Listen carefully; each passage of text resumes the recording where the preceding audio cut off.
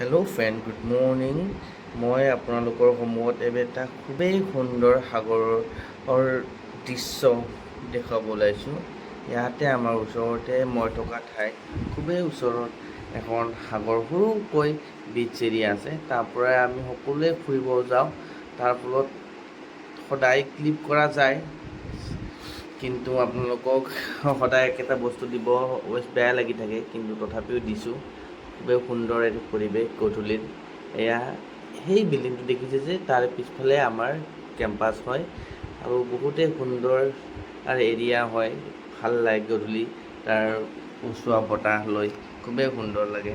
লগতে মই অলপ তাৰে মাজতে ভিডিঅ' ক্লিপ বনাই আপোনালোকৰ সন্মুখত আপোনালোকক শ্বেয়াৰ কৰিছোঁ। কিবা ভুল হ'ব পাৰে ক্ষমা কৰিব দেই, আৰু একো বিশেষ ক'ব নাযাওঁ। খুবেই সুন্দৰ ভিডিঅ'টো আপোনালোকে চাই মোৰ একাউণ্টটো ছাবস্ক্ৰাইব কৰি দিব, আৰু ভাল লাগিলে লাইক কমেণ্ট সকলোৱে কৰিব। ধন্যবাদ। Thank you everyone.